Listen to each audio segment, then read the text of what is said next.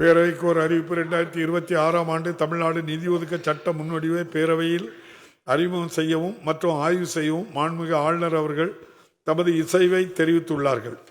அரசினர் சட்ட முன்னோடியை அறிமுகம் செய்தல். 2026ஆம் ஆண்டு தமிழ்நாடு நிதி ஒதுக்க சட்ட முன்னோடிவு மாண்புமிகு நிதி மற்றும் சுற்றுச்சூழல் அண்ட் கால்நிலை மாற்றுத்துறை அமைச்சர் அவர்கள். மாண்புமிகு பேரவைத் தலைவர்களே, 2026ஆம் ஆண்டு தமிழ்நாடு நிதி ஒதுக்க சட்ட முன்வடிவை அறிமுகம் செய்ய அனுமதி கோருகிறேன். மாண்புமிகு நிதி மற்றும் சுற்றுச்சூழல் அண்ட் கால்நிலை மாற்றுத்துறை அமைச்சர் அவர்களின் தீர்மானம் பேரவையின் முடிவு கூடப்படுகிறது. ஏற்போர் ஆம் என்க, மறுப்போர் இல்லை என்க. ஏற்போரே அதிகம் என்று கருதுகிறேன். ஏற்போரே அதிகம். தீர்மானம் நிறைவேறியது. மாண்புமிகு நிதி மற்றும் சுற்றுச்சூழல் அண்ட் கால்நிலை மாற்றுத்துறை அமைச்சர் அவர்கள். மாண்புமிகு பேரவைத் தலைவர்களே, மேற்படி சட்ட முன்வடிவை அறிமுகம் செய்கிறேன்.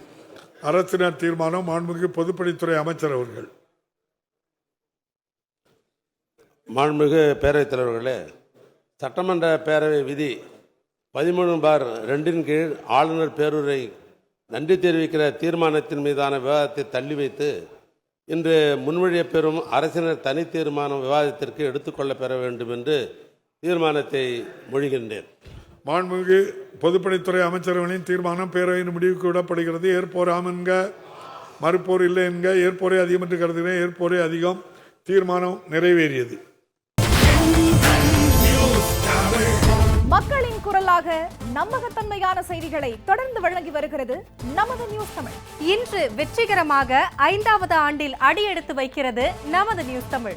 கூட்டுறவே நாட்டுயர்வு என உழைக்கும் அன்பான கேபிள் டிவி ஆபரேட்டர்கள் அனைவருக்கும் நன்றி.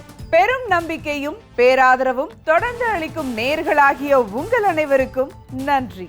உறுதுணையாக தொடர்ந்து ஆதரவளிக்கும் விளம்பரதாரர்கள் மற்றும் விளம்பரதார நிறுவனங்களுக்கு நன்றி.